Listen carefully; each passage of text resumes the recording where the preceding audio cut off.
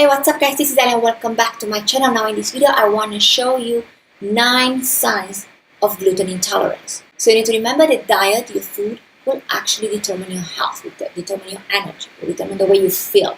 So most of you, I know you have some conditions. What do? You run straight to the doctor. Okay, and the doctor, if he can't find anything on spot or something, or he doesn't feel like it's something emergency, he will give you some painkillers, he will give you some inflammation, some medicine for inflammation if you feel like that. So that's what usually they do, but it's just going to cover the symptoms. My advice would be, before you take any medication, try to do a process of elimination. Try to eliminate certain food from your diet, because lately so many people are allergic, more allergies are coming around, and more people are allergic even to food like gluten, for example, right? So try this process of elimination. Try for at least 2-3 months. And you need to remember also that gluten usually stays in your body for years. Even after you stop eating gluten, you will still have a few years that your gluten is still going to be in your body. It takes a long time for your body to eliminate it. So 2-3 months is not a long time, but at least it's something. And you should see certain improvements. Okay? Now, the first one, usually, the first gluten intolerance symptoms, the first sign you can see, it's digestive issues. Now, usually you have gas, bloating, diarrhea, and even constipation. These type of issues, usually they should occur occasionally after a heavy meal and stuff, but if you have it daily, if you have it all the time, maybe it's time to start taking out the gluten from your diet and see how you react, see how you feel. Because gluten affects your gut, it destroys your gut. So if you are intolerant to it, you will have definitely digestive issues. Another sign of gluten intolerance is skin conditions, okay?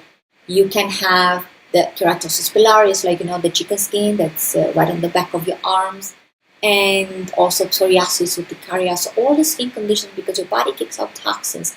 If it cannot process something and it's considering as a toxin, your body will kick it out. And usually it comes out through the skin, so all the type of eczema and kind of skin conditions will show up. Another sign is fatigue, brain fog. Now, when you feel tired, especially after eating a meal that contains gluten, you have to keep in mind and try to watch what you eat. Now, sometimes it can be something more, but when you have usually a brain fog or something, it can be, most of the time, can be just the gluten intolerance. And also, gluten intolerance can lead to iron deficiency that can lead to anemia. And in anemia, you do feel tired all the time, have fatigue and brain fog. So try to eliminate the gluten. If you feel like that, eliminate certain food from your diet. Watch your diet, definitely. And when I say eliminating, do this process of elimination, don't cheat yourself. Just cut all the gluten out. Cut even the grains out if you can. Okay, everything, even the gluten-free grains. But definitely try to go gluten-free, because you have to pay attention. If you get any packaged food, make sure you read on the package and you see that. Make sure it has no gluten, no traces of gluten. Another one, neurological symptoms, is another gluten intolerance sign. So you have dizziness, or you feel like off balance. Also, like the gluten intolerance, people that have gluten intolerance, usually they do feel like they have more anxiety and panic attacks.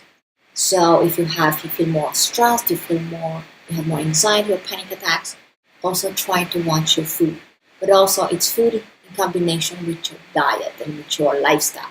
Gluten intolerance can also lead to hormonal imbalances like PMS, PCOS, even some unexplained infertility. If you can't have kids most of the time, it's also because of the gluten. So please pay attention to gluten, because you need to remember I want you guys to remember, the wheat we eat today, the gluten, the grains we eat today, they're not the same like our great-grandparents ate it, or like in the 1800s, 1700s. We changed the style of the wheat, we changed the grains, we modified that. So a lot of people have this gluten intolerance developed over generations. More and more people start to have it. So this is why also lately you see a lot of autoimmune disorders, and gluten is one of the main causes of the autoimmune disorders, like chronic fatigue or fibromyalgia, And usually on this type of disorders, the doctors cannot pinpoint the cause. They don't know why did it happen, how did it happen, or even what to do with it.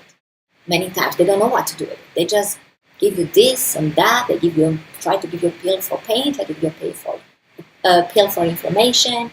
Maybe that's gonna work, perhaps this, or hopefully that.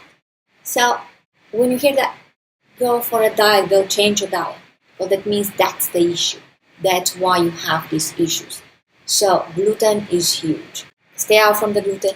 Eliminate the gluten for a while and see how it goes. See if you see any improvements. But you need to do it for an extended period of time because, as I said before, gluten takes a long time to be eliminated from your body. It takes years. So a few months is not a long, but you should see certain improvements. Now, gluten gives you migraines and headaches. Kind of interesting, but many people that have a bunch of migraines and headaches, they are usually gluten intolerant. Gluten usually is right at the base of inflammation. If you have inflammations in your body, swelling or pain in your joints like fingers, knees, hips. If you're gluten intolerant and you have this, again, try to cut out the gluten from your diet. Another issue that usually is caused by gluten is mood swings, okay? Like anxiety, depression, even ADHD. Like many studies lately, they pinpoint to gluten. When a child has ADHD, ADD, when they cut the gluten out of his diet, usually the child starts to show improvements, okay?